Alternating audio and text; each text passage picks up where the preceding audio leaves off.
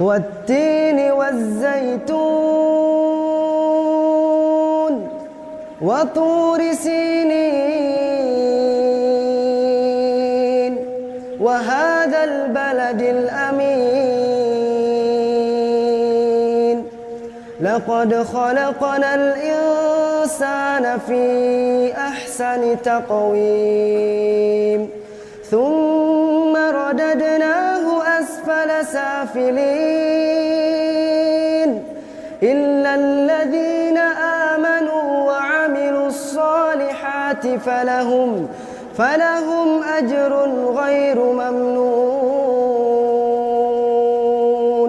فما يكذبك بعد بالدين